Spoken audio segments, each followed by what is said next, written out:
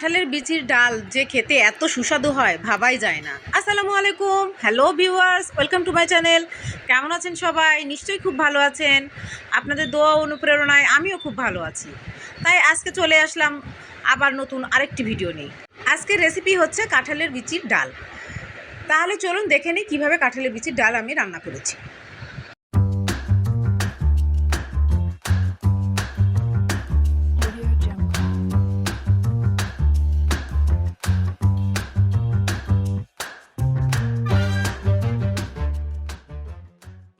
এখানে আমি এই পরিমাণ কাঁঠালের বিচি নিয়েছি। এবার কাঁঠালের বিচিগুলোকে কেটে খোসা ছাড়িয়ে নিতে হবে। এইভাবে দুই ভাগ করে কেটে নিয়ে খোসা ছাড়ালে খুব সহজে খোসা ছাড়ানো যায়। আমি এইভাবে সব কাঁঠালের বিচির খোসা ছাড়িয়ে নিয়েছি। কাঁঠালের বিচির লাল অংশটুকু কিভাবে ছাড়াতে হয় সেটা আমি আগের ভিডিওতে দিয়েছি, আপনারা আমার আগের ভিডিওতে দেখে নেবেন। এইভাবে কাঁঠালের বিচি সব লাল অংশগুলো আমি পরিষ্কার করে নিয়েছি। এবার একটি প্রেসার কুকারের মধ্যে কাঁঠালের বিচিগুলো দিয়ে দিচ্ছি। খুব ভালো সিদ্ধ করতে হলে প্রেসার কুকারে দিয়েই অবশ্যই সিদ্ধ করে নেবেন, তাহলে আলুর মতো গলে নরম হয়ে যাবে। এবার 4 কাপ পরিমাণ পানি দিয়ে দিলাম। এবার প্রেসার কুকারে ঢাকনা আটকে দিলাম। 4-5টা সিটি ওঠা পর্যন্ত ওয়েট করব। সিদ্ধ হওয়ার পরে কাঁঠালের বীজগুলো এরকম হয়েছে। এবার একটি ম্যাশার দিয়ে আমি খুব ভালো করে ম্যাশ করে নেব। প্রেসার কুকারে ম্যাশ করতে অসুবিধা হচ্ছিল, সেজন্য আমি একটি পাতিলে ঢেলে নিয়েছি। দেখুন খুব সুন্দর ম্যাশ হয়েছে। এবার সুন্দর কালারের জন্য 1/2 চা চামচ হলুদ গুঁড়া দিলাম। 1 কাপ পরিমাণ গরম পানি দিলাম। এবার আস্তে আস্তে ম্যাশ করা কাঁঠালের বিচিগুলো পানির সঙ্গে মিশিয়ে দিব। এইভাবে ধীরে ধীরে পানি দিব আর ম্যাশ করে নিব। ডাল যে পরিমাণ ঘন খাবেন ঠিক সেই পরিমাণই পানি মিক্স করতে হবে। তবে কাঁঠালের বিচির ডাল একটু মানুষ ঘনই খায়। আমি এই পরিমাণ ডাল পাতলা রেখেছি। ডালে দেওয়ার জন্য জিরা, রসুন, পেঁয়াজ এবং আদা একসঙ্গে আমি বেটে রেখেছিলাম।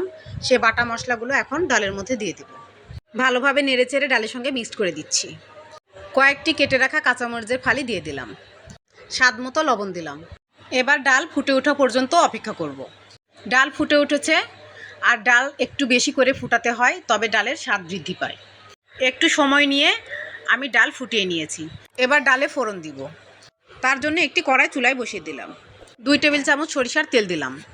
2টি শুকনা মরিচ হাত দিয়ে ভেঙে তেলের মধ্যে দিয়ে দিলাম। শুকনো মরিচ থেকে সুন্দর অ্যারোমা বেরোলে পেঁয়াজ রসুন কুচি তেলের মধ্যে দিয়ে দিলাম। বাই দ্য ওয়ে, আমি রুথি। আমার চ্যানেলে নতুন হয়ে থাকলে প্লিজ সাবস্ক্রাইব করবেন। পাশে থাকা বেল নোটিফিকেশন অল সিলেক্ট করে রাখবেন, যাতে যখনই আমি নতুন ভিডিও আপলোড করি তার নোটিফিকেশন সবার আগে আপনার কাছে পৌঁছে যায়।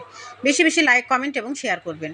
যারা ফেসবুক ও ইনস্টাগ্রাম থেকে দেখছেন প্লিজ পেজটাকে ফলো দিয়ে রাখবেন, লাইক, কমেন্ট এবং শেয়ার করবেন। আর যারা অলরেডি লাইক, কমেন্ট, শেয়ার এবং সাবস্ক্রাইব করেছেন তাদেরকে ম্যানি ম্যানি থ্যাঙ্কস। আজকে আমার চ্যানেলের এই ভিডিওটি যিনি ফার্স্ট ভিজিট করেছেন তাকেও ম্যানি ম্যানি থ্যাঙ্কস। আমার অন্যান্য রান্না দেখতে চাইলে প্লেলিস্টে ক্লিক করবেন, আমার সব রান্না দেখতে পেয়ে যাবেন। পেঁয়াজ রসুন কুচিগুলো লাল হয়ে গেছে।